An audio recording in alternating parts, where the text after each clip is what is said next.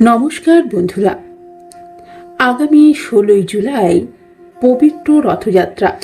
এই রথযাত্রার দিনে সকল ভক্তরাই জগন্নাথ দেবকে প্রসন্ন করবার জন্য উদ্গ্রীব থাকেন। কিন্তু আপনারা কি জানেন, জগন্নাথ দেবকে প্রসন্ন করবার জন্য তার একটি বিশেষ পছন্দের ভোগ রয়েছে, যেটি অবশ্যই রথের দিন তাকে নিবেদন করতে হয়। আজ আমরা এই ভিডিওর মাধ্যমে জেনে নেব যে রথের দিনে জগন্নাথের প্রিয় ভোগের মধ্যে কোন একটি বিশেষ পদ তাকে নিবেদন করলে ভক্তের সমস্ত মনস্কামনা পূরণ হয়। এছাড়াও জানব জগন্নাথ দেবকে কেন 56 ভোগ প্রদান করা হয়, বাড়িতে জগন্নাথ দেবকে ভোগ নিবেদনের সঠিক নিয়ম কী এবং বিশেষ টোটকা সম্পর্কেও জানব। আর জানব জগন্নাথ দেবের প্রিয় ফল, প্রিয় ফুল কি রয়েছে, যেগুলি রথের দিন অবশ্যই জগন্নাথ দেবকে প্রসন্ন করবার জন্য কিন্তু দিতেই হবে। তবে চলুন ভিডিওর বিস্তারে যাওয়া যাক এবং আপনাদের সকলকে জানাই আমার এই চ্যানেল দেবালয়ে সুস্বাগতম।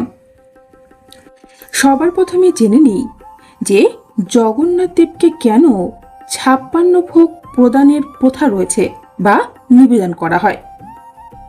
শ্রী জগন্নাথ দেবের ঐতিহ্যবাহী 56 ভোগের মধ্যে ভাত, ডাল, তরকারি, চাটনি এবং নানা রকমের পিঠাপুলি ও মিষ্টি থাকে। পৌরাণিক বিশ্বাস অনুযায়ী শ্রীকৃষ্ণ ব্রজবালীবাসীদের রক্ষা করতে টানা 7 দিন গোবর্ধন পর্বত ধারণ করেছিলেন, যার ফলে তিনি প্রতিদিনের 8টি খাবারের নিয়ম অনুযায়ী মোট 56 বারের অর্থাৎ 7 দিনে 8 রকমের খাবার, মানে 7 দিন ইন্টু 8 বার খাবার খাননি। সেই হারানো খাবার পূরণের জন্যই জগন্নাথ দেবকে একবারে 56টি পদের ভোগ পবিত্র রথযাত্রার দিন নিবেদন করবার প্রথা রয়েছে। এবং জগন্নাথ দেবের প্রিয় খাবারগুলির মধ্যে কণিকা ভোগ, মহুরা যেটি মিশেলি তরকারি বা খাজা, গজা, মালপোয়া, মোহনভোগ, ছানাপোড়া, রসগোল্লা, দুগ্ধজাত খাবার যেমন রাবড়ি, ছানাপোয়া প্রধান। এছাড়াও তিনি দই, মাখন ও ফলমূল খুবই ভালোবাসেন, তাই তার প্রিয় ফলের মধ্যে যেমন পাকা কলা ও পাকা কাঁঠাল অন্যতম। এছাড়াও পুরীর জগন্নাথ মন্দিরে বিখ্যাত 56 ভোগের মধ্যে খিচুড়ি, যেটি ফোড়ন বা সোমবার ছাড়া বানানো হয়, এছাড়াও ডালমা, যেটি সবজি ও ডালের মিশ্রণ। এই জিনিসগুলি অবশ্যই আপনি রথের দিন নিবেদন করুন। এছাড়াও এই রথের দিন তার নিত্য ভোগে বিশেষ করে সকালের গোপাল বল্লভ ভোগে নারকেল, আম, কমলালেবু এবং তরমুজ জাতীয় নানা রকম ফল নিবেদন করবার নিয়ম রয়েছে। তবে জগন্নাথ মন্দিরের ঐতিহ্য ও পৌরাণিক বিশ্বাস অনুযায়ী সমস্ত ফলের মধ্যে জগন্নাথ দেবের কাঁঠালের প্রতি বিশেষ আকর্ষণ রয়েছে, তাই এই পবিত্র রথযাত্রায় তার প্রিয় ফল কাঁঠাল কিন্তু অবশ্যই নিবেদন করবেন।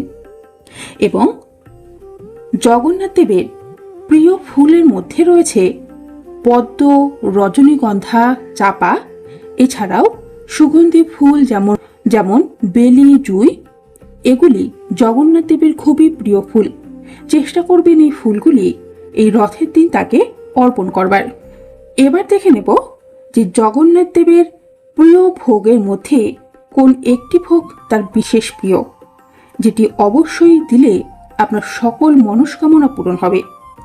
বন্ধুরা, জগন্নাথ দেবের প্রিয় ভোগের মধ্যে রয়েছে মালপোয়া, যেটি সবচেয়ে প্রিয় মিষ্টি হিসেবে মানা হয়, কারণ মালপোয়া গোল, নরম এবং মিষ্টি।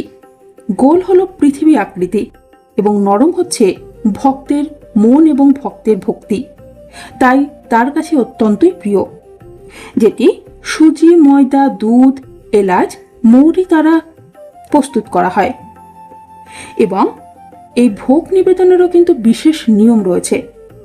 তার জন্য সকালে ওই দিন স্নান করে রান্নাঘর বা যে স্থানে আপনি ভোগ রান্না করবেন সেই স্থানটি পরিষ্কার পরিচ্ছন্ন করে গঙ্গা জল ছিটিয়ে শুদ্ধ করে নেবেন এবং দেখবেন সেখানে যেন কোনো পেঁয়াজ রসুন বা আমিষের কোনো ছোঁয়া না লাগে। তবে শুধু মালপোয়া নয়, এর সাথে আরেকটি জিনিস না দিলে ভোগ কিন্তু অসম্পূর্ণ থেকে যায়, সেটি হচ্ছে তালের বড়া। তাল হচ্ছে বর্ষার ফল এবং এই তালের বড়া জগন্নাথ দেবের খুবই প্রিয়। তালের বড়া দিলে মান্যতা রয়েছে ঘরের শস্য বাড়ে, কখনো খাদ্যের অভাব হয় না। এছাড়াও এই রথযাত্রায় জগন্নাথ দেবকে পনসা দেয়া হয়। পনসা হল 5 রকম ফল কেটে একসাথে নিবেদন করা। তার মধ্যে কলা, আপেল, আঙুর, নারকেল, তাল সব রকম থাকবে। সেই সমস্ত ফল একসাথে নিয়ে জগন্নাথ দেবকে রথের দিন নিবেদন করুন। পনসা নিবেদন করলে মনে শান্তি আসে, সমস্ত রকমের দুশ্চিন্তা দূর হয়। তাই রথের দিন মনের শান্তির জন্য অবশ্যই জগন্নাথ দেবের প্রিয় ভোগগুলির মধ্যে এই পনসা ভোগও নিবেদন করতে পারেন। এছাড়াও জগন্নাথ দেবের আরেকটি প্রিয় ভোগ হল কণিকা ভোগ। কণিকা হচ্ছে মিষ্টি পোলাও, যেটি কাজু, কিশমিশ, ঘি, চাল এবং গোটা গরম মশলার গুঁড়ো, গুড় এর সমস্ত কিছু দিয়ে প্রস্তুত করা হয়। তবে রথের দিন জগন্নাথ দেবকে তার প্রিয় ভোগগুলির মধ্যে কিছু ভোগ বা আপনি পারলে 56 ভোগও দিতে পারেন, তবে চেষ্টা করবেন সেগুলি নিজে হাতে শুদ্ধভাবে বানিয়ে দেওয়ার। মিষ্টির দোকানের মিষ্টি বা বাজার থেকে ক্রয় করা জিনিস দিয়ে ভোগ দেবেন না। জগন্নাথ দেবকে এই দিন ভোগ নিবেদনেরও কিন্তু বিশেষ নিয়ম রয়েছে। তার মধ্যে বিশেষ 3টি নিয়ম বা গোপন টোটকা আপনাদের জানাচ্ছি, অবশ্যই চেষ্টা করবেন এগুলি মেনে চলার। যেমন, যখনই জগন্নাথ দেবকে ভোগ নিবেদন করবেন এবং রান্না সম্পূর্ণ নিরামিষ ও ঘিয়ে হওয়া বাঞ্ছনীয়, এবং ভোগ যখন আপনি মন্দিরে নিয়ে যাবেন তখন অবশ্যই গঙ্গা জল দিয়ে রাস্তা বা যেখান দিয়ে যাবেন সেই জায়গাটা শুদ্ধ করে তবেই মন্দিরে প্রবেশ করবেন। এবং ভোগের থালা ঠাকুর ঘরে নিয়ে নিবেদন করবার আগে 9 বার ঘুরবেন। 9 বার ঘোরার মানে হলো নবগ্রহ শান্তি।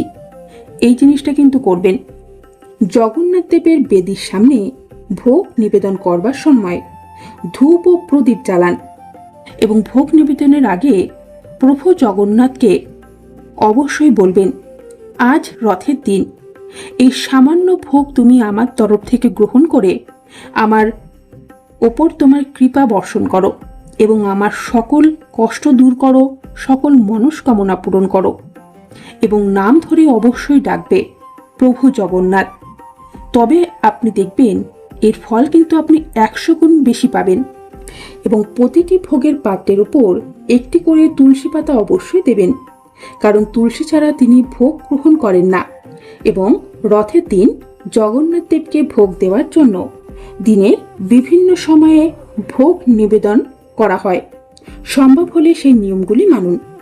যেমন, সকালে বাল্যভোগ, দুপুরে অন্নভোগ ও রাতে ক্ষীর। ভগবানকে অল্প অল্প করে নির্দিষ্ট ভোগ নিবেদন করতে পারেন রথের দিন বিভিন্ন সময়ে। এবং ভোগ নিবেদন হয়ে গেলে প্রসাদ বিতরণ করতে কিন্তু ভুলবেন না। ভগবান জগন্নাথ তিনি জগতের নাথ, তাই তিনি নিজে একা যেমন খান না, তার প্রসাদও একা খাবেন না।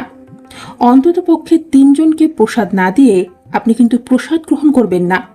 এবং চেষ্টা করবেন বাচ্চাদের ডেকে আগে প্রসাদ দেওয়ার। মানবেন, বাচ্চারা যদি জগন্নাথ দেবের প্রসাদ খান তাহলে আশীর্বাদ কিন্তু আপনি ডবল পাবেন। এবার আপনি যে জগন্নাথ দেবকে প্রসাদ নিবেদন করলেন, কি করে বুঝবেন যে জগন্নাথ দেব আপনার প্রসাদ গ্রহণ করলেন কিনা বা আপনার মনস্কামনা পূরণ হবে কিনা? তার জন্য কিন্তু রয়েছে বিশেষ কিছু সংকেত। যেমন, আপনি যদি দেখেন যে প্রসাদ আপনি জগন্নাথ দেবকে নিবেদন করেছেন, সেই প্রসাদে পিঁপড়ে বা পাখি প্রসাদ মুখে নিয়ে চলে যাচ্ছে, তাহলে বুঝবেন আপনার ভোগ জগন্নাথ দেব গ্রহণ করেছেন। এছাড়াও রাতে যদি ভালো স্বপ্ন দেখেন বা রথের পর কিছুদিনের মধ্যেই যদি আপনার কোনো ইচ্ছে পূরণ হতে দেখেন, তাহলে বুঝবেন জগন্নাথদেব কিন্তু আপনার প্রসাদ গ্রহণ করেছেন, আপনার প্রতি তার আশীর্বাদ রয়েছে। তাহলে বন্ধুরা, এই রথের দিন মালপোয়া পনসাভোগ দিতে কিন্তু ভুলবেন না। এবং আপনি জগন্নাথদেবকে 56 ভোগের মধ্যে কোন ভোগটি দিতে চান তা কমেন্টে কিন্তু অবশ্যই লিখবেন। এবং ভিডিওটি ভালো লাগলে লাইক, শেয়ার আর সাবস্ক্রাইব করে দিতে কিন্তু ভুলবেন না। এবং উল্টো রথের সময় স্পেশাল ভোগ নিয়েও ভিডিও আনবো। তাই জয় জগন্নাথ, সবাই ভালো থাকুন, সুস্থ থাকুন, এই কামনাই রইল। ধন্যবাদ।